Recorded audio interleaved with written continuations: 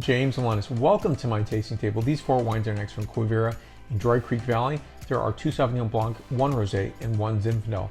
I'll give you my thoughts, perspectives, and point score on each of these wines, so stay tuned.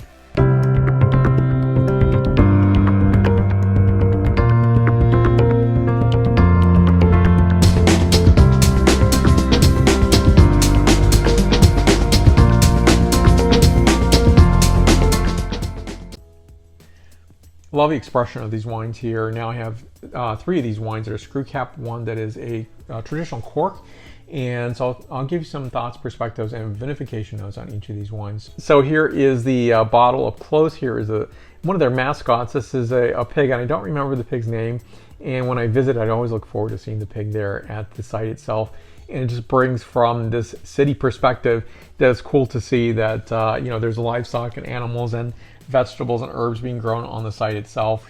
Now, I definitely recommend a visit. Be sure to make a reservation.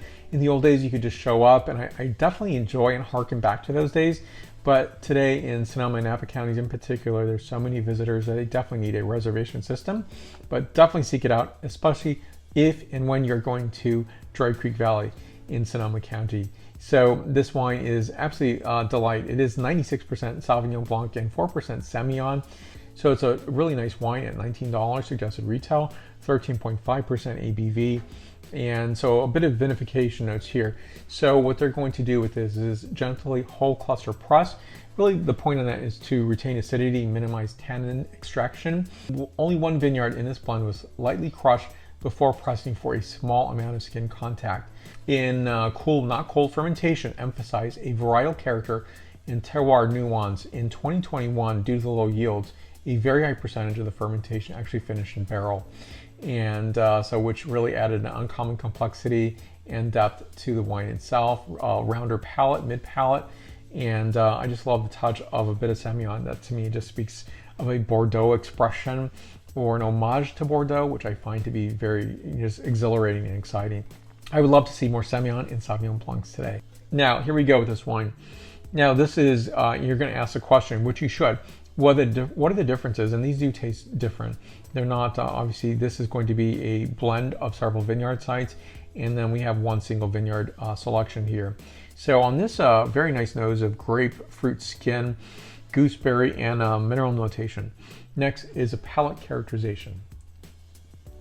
So I love the character of grapefruit and lemon skin, hint of fennel and mineral. This wine is 91 points out of 100 points. And then this wine is next. This is the Fig Tree Vineyard Sauvignon Blanc, Dry Creek Valley. So here we go with this wine, but before I pour into my wine glass, I want you to see the label up close. Here's the back panel for you to look at here. Very pale hay-gold colorization to this wine here.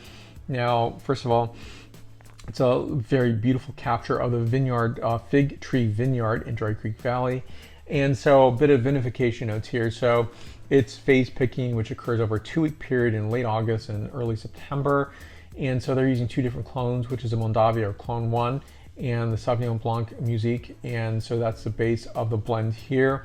And so I like that really nice expression of both of these clones. Now this is 100% whole cluster press, barrel fermentation, aging in both acacia wood, about 500 liter format, neutral French oak, as well as stainless steel, which is really going to allow for optimum capture of freshness. Now this is going to be 100% whole cluster press, followed by barrel fermentation, aging in both acacia wood, which is about 500 liter format, and neutral French oak alongside stainless steel, allowing for capture of freshness, while at the same time broadening texture, softening the impression of high natural acidity. So I think that's, when I read a note like that, that's really talking about balance. And I think that's a nice characterization to this wine itself. And it's just really mouth-watering, which I very much appreciate, but it's balanced. So it's gonna, pair nicely with food, even just cheeses and charcuterie, enjoying this with a roasted chicken, seafood. There's a lot of ways to go with this wine, and it is completely elegant and beautiful. And so here we go first with the nose. So it's grapefruit, white stone fruit, as well as a bit of yellow fruit notation, Yellowstone fruit, and white floral notes. Next is the palate characterization. What I love about this is really nicely balanced. The acidity is not so aggressive on this wine. It's also giving a characterization of yellow and gold citrus skin, citrus pulp, as well as oyster shell, and a bit of what I would term as like fennel notation as well. So really nice layers of complexity here. It's appreciable from beginning of the experience of this wine to the finish of the wine itself. It is a lovely wine. This is 94 points out of 100 points. And next is the rosé wine. So here's the rosé wine here. And so I love the colorization. This is a 2021 vintage. These are 2021 vintages for these three wines. Sauvignon Blanc, this is Sonoma County, Dry Creek Valley for the Victory Vineyard. And so you have Dry Creek Valley Rosé here, also 2021. And this is the only 2019 vintage that I'm tasting today. So I'm going to talk about this wine next. And first of all, I love the colorization. It's very, very pale. And I looked from a distance and it looked almost white. But then I poured it in the wine glass itself and it seems to be just a really nice, beautiful colorization, harmonious and not so intense, and yet full of impact, which I very much appreciate in this wine itself. So here we go with this wine. Now, a bit of vinification notes, but before I get started on that, this is 70% Grenache, 11% Counoise, 9% Mourvèdre, 5% Petit Syrah, and 5% Primitivo, 13.1% ABV. Now, each lot was cold soaked and pressed and vinified separately. Now, they waited until all the lots were fermented, and then they finally evaluated and integrated into the final blend. So for me, I don't like gimmicky rosés. I like something that's going to be honest and pure. And I definitely love the expression of Rhone varieties such as this wine in itself. And I think it's a nice, beautiful, true expression. And so yes, I don't like, I'm not a huge fan of things like Rosé of Merlot, or there's a Rosé of Petit Syrah, which I'm not a fan of at all. But this to me has a lot of balance and elegance to it, and it makes it an absolutely stunning, sterling, beautiful wine. So nice character of field strawberry, lemon rind, beeswax, and flowers. Next is a palate characterization.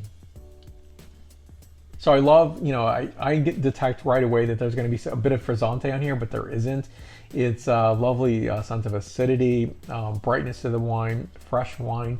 And so on this, I'm getting an expression of tart mountain strawberry, hint of fennel, crushed and compacted seashells, as well as flowers. This wine is 93 points out of 100 points. And next is a Zinfandel.